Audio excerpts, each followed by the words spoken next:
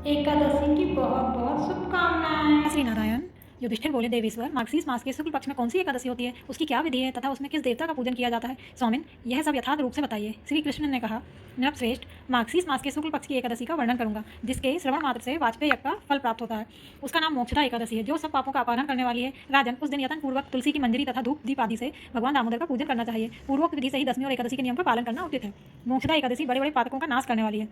उस दिन रात्रि में मेरी प्रसन्नता के लिए नृत्य, गीत और स्तुति के द्वारा जागरण करना चाहिए। जिसके पितर पापवश नीच योनि में पड़े हों, वे इस एकादशी का व्रत करके इसका पुण्य दान अपने पितरों को करें तो पितर मोक्ष को प्राप्त होते हैं। इसमें तनिक भी संदेह नहीं है।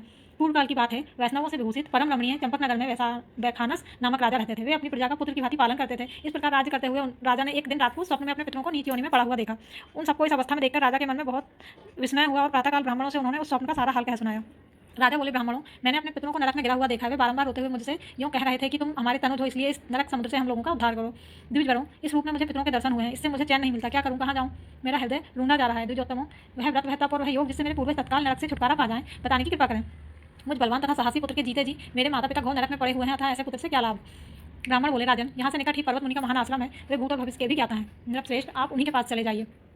ब्राह्मणों की बात सुनकर महाराज वैखानस शीघ्र ही पर्वत मुनि के आश्रम पर गए और वहां मुनिश्रेष्ठ को देखकर उन्होंने दंडवत प्रणाम करके मुनि के चरणों का स्पर्श किया। मुनि ने भी राजा से राज के सातों अंगों की कुशलता पूछी।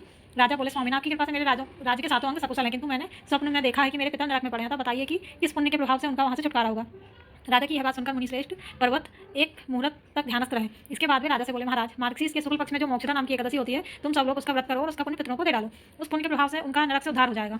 भगवान श्री कृष्ण कहते हैं, युधिष्ठिर, मुनि की यह बात सुनकर राजा पुनः अपने घर लौटा है। जब उत्तम मार्गशीर्ष मास आया, तब राजा वैखानस ने मुनि के कथन अनुसार मोक्षदा एकादशी का व्रत करके उसका पुण्य समस्त पितरों सहित पिता को दे दिया। पुण्य देते ही क्षणभर में आकाश से फूलों की वर्षा होने लगी। वैखानस के पिता पितरों सहित नरक से छुटकारा पा गए और आकाश में आकर राजा के प्रति यह पवित्र वचन बोले, बेटा, तुम्हारा कल्याण हो। यह कहकर वे स्वर्ग में चले गए। राजन, जो इस प्रकार कल्याण में मोक्षदा एकादशी का व्रत करता है, उसके पाप नष्ट हो जाते हैं और मरने के बाद वह मोक्ष प्राप्त कर लेता है। यह मोक्ष देने वाली मोक्षदा एकादशी मनुष्यों के लिए चिंतामणि के समान समस्त कामनाओं को पूर्ण करने वाली। इस महात्म के पढ़ने और सुनने से वाजपेय यज्ञ का फल मिलता है। बोलो एकादशी माता की जय। जय श्री हरि, जय श्री नारायण।